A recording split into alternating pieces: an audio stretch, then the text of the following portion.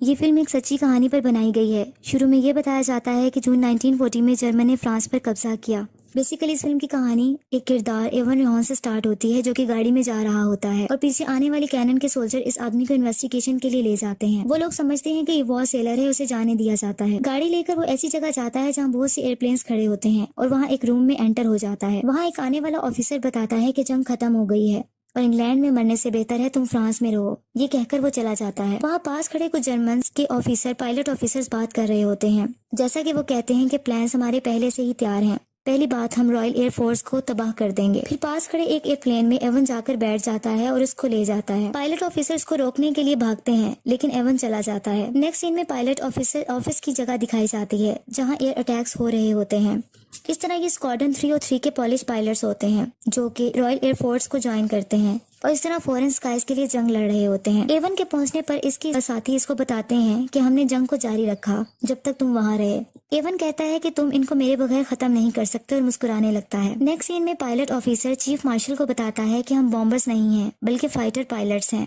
हमने बहुत से जर्मन को पोलैंड में शॉट डाउन किया है और ये स्किल आपकी रॉयल एयरफोर्स का तजर्बा है। इस पर मार्शल इसको थोड़ी इंस्ट्रक्शन करता है, जिस पर वो यस सर कहकर चला जाता है। इसी तरह नेक्स्ट सीन में दिखाया जाता है कि एक राफ्ट टीम का पायलट एयरक्राफ्ट में बैठा होता है और एक लेडी की पिक को देख रहा होता है और फिर फ्लाइट लेता है। अपने फ्लाइट के साथ वो मुसलसल इंस्ट्रक्शनल पॉइंट ऑफ व्यू से कांटेक्ट में रहता है। एयरक्राफ्ट से मुसलसल फायरिंग की जाती है और वो अपने ऑपोजिट एयरक्राफ्ट को बहादुरी से गिरा देता है। अब एक ऑफिस दिखाया जाता है जहाँ 2 ऑफिसर्स बैठे होते हैं, जिनमें से एक का नाम मिलो होता है। जब वो बाहर आते हैं तो वो देखते हैं कि इवन अपनी राफ्ट टीम को लेकर वहां पहुंच चुका होता है। थोड़ी देर में ट्रेनर वहां जाकर उनको पे अटेंशन कहता है और बहादुर पॉलिश पायलट्स भी कहता है और कहता है कि तुम्हें राफ्ट में वेलकम कहा जाता है। अब ये मेरी ड्यूटी है कि मैं तुम सबको टीच करूं। उसके बाद पॉलिश पायलट्स को लैंग्वेज पढ़ाई जाती है, जो कि इनको लैंग्वेज बैरियर्स होते हैं, और इसके बाद इनकी कुछ चेकअप भी किए जाते हैं, जो कि आई साइट टेस्ट किए जाते हैं। थोड़ी देर में इन सबको एयरक्राफ्ट की तरफ ले जाते हैं और एवन बताता है कि एयरक्राफ्ट को जमीन से उतारने से पहले इसके व्हील्स को खोल देना। फिर एवन मार्शल बताता है कि एक चीज जो हम जानते हैं वो ये है कि उड़ना कैसे है। मिलो गिब्सन जो कि कमांडिंग ऑफिसर होता है, वो मुसलसल इनसे बात कर रहा होता है। फिर पॉलिश पायलट्स उसको कहते हैं कि ये वो लोग हैं, यानी जर्मन वो लोग हैं जो हमारे लोगों को मार रहे हैं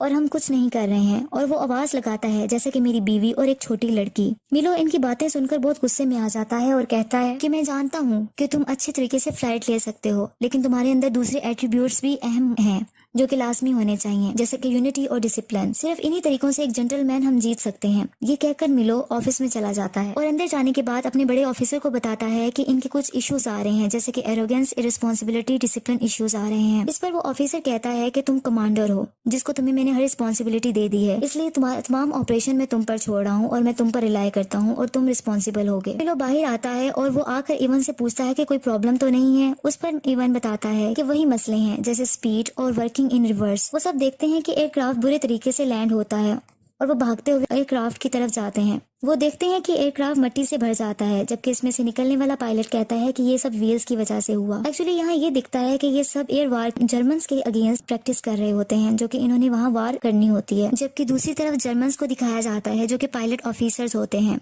और वो ये कहते हैं कि रॉयल एयरफोर्स की लास्ट 2 वीक से अपनी ताकत खो रही है और हम इस एयरफील्ड्स में उतर रहे हैं जहाँ अभी हम बॉम्ब गिरा रहे हैं, और वो अपने आप को विक्टर्स कहते हैं। इस तरह वो हवा में उड़ने वाले एयरक्राफ्ट को देखते रहते हैं। जबकि दूसरी तरफ दिखाया जाता है कि मिलो अपने पॉलिश पायलट्स को इंस्ट्रक्शन दे रहा होता है और इसी तरह जो लेडीज पायलट्स हैं वो लोकेशन को आइडेंटिफाई कर रही होती हैं। हवा में एयरक्राफ्ट के थ्रू जर्मन से जंग होती है। मिलो गिब्सन जल्दी से बैक होम की कमांड करता है, ये कहकर के ये एक ऑर्डर है।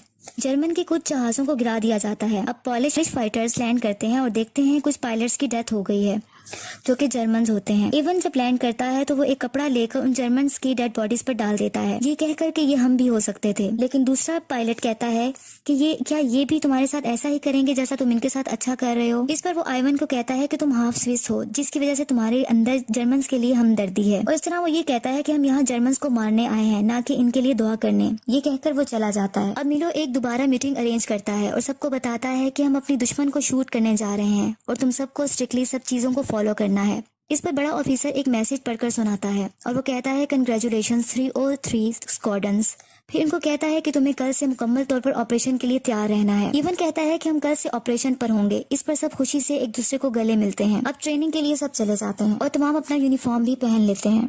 नेक्स्ट डे ऑपरेशन स्टार्ट हो जाता है और लेडी पायलट्स अपनी ऑफिसर अपनी ड्यूटी संभाल रही होती हैं। फाइटर पायलट्स की एयरफील्ड पर दूसरी फोर्स की तरफ से बम्बार्डमेंट स्टार्ट हो जाती है, लेकिन सब कामयाबी से फाइट करते हैं और दोबारा एयर अटैक शुरू हो जाते हैं। फिर दिखाया जाता है रॉयल एयरफोर्स टीम आपस में कांटेक्ट में रहती है। इस लड़ाई में रॉयल एयरफोर्स का पायलट एक उड़ते हुए एयरक्राफ्ट को जो कि जर्मन का होता है उसको मार गिराता है, जबकि दूसरी तरफ मिलो को इवन कहता है कि तुम जानते हो कि मैं बेस्ट हूँ। अभी वो ये बता रहा होता है कि इवन का दोस्त आ जाता है, जिसे लेकर वो रॉयल एयरफोर्स टीम की तरफ ले जाता है और कहता है कि देखो कौन आया है। सब उसे खुशी से गले मिलते हैं और इस तरह इवन बाहर आता है तो इसे एयरक्राफ्ट के मुतालिक एक आदमी के थ्रू बताया जाता है। वो आदमी से बताता है कि एरोप्लेन में गन कैमरास को इंस्टॉल कर दिया गया है और ये आपका ही आइडिया था। ये वाली गन्स 150 यार्ड से रिहार्मोनाइज्ड कर दी गई हैं, तकरीबन 137 मीटर्स पर, लेकिन इसका ये मतलब है कि आपको रियर क्लोज रहना पड़ेगा एक फासले पर और फिर इसको हिट करना होगा। ये इतना ही सही होगा जितना कि एक कैनन होती है बरतानिया के लड़कों के मुताबिक। रॉयल एयरफोर्स टीम की अगली सुबह ग्रुप फोटो ली जाती है कि अचानक से सायरन बजने लग जाता है और अनाउंसमेंट होती है कि टीम अपनी एयरक्राफ्ट की तरफ जल्दी से भागें। ऑपरेशन शुरू होने का वक्त आ गया है और सब फ्लाइट लेते हैं और एयरक्राफ्ट के थ्रू फायरिंग शुरू हो जाती है,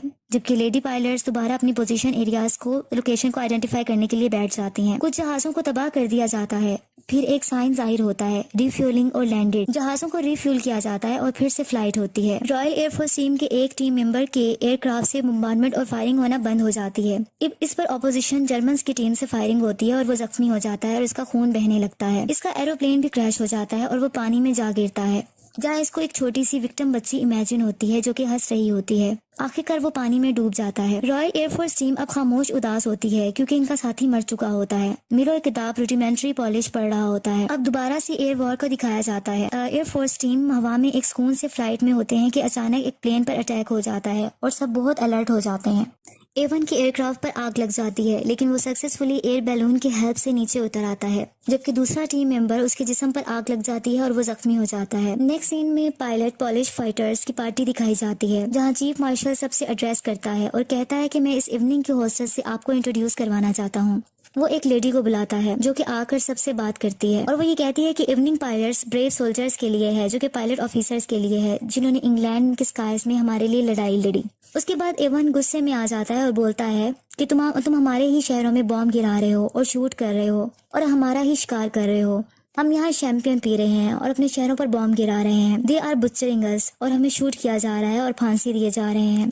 इसके बाद वो ऐसी बातें करता रहता है, जबकि मिलो आके इसको चुप करवाता है। अब मिलो कुछ देर में इस रूम में आता है जहाँ जख्मी पायलट्स होते हैं। इनमें से एक का चेहरा भी जला हुआ होता है। वो इसे कहता है कि रिमार्केबल मैन हमेशा ग्रो करता है, तुम्हें इस पर फख्र करना चाहिए। जबकि दूसरी तरफ एक और पॉलिश पायलट को दिखाया जाता है जो कि कैंडल सिलाए बैठा होता है और वो बहुत ही सैड होते हैं क्योंकि उनके साथी मर गए होते हैं।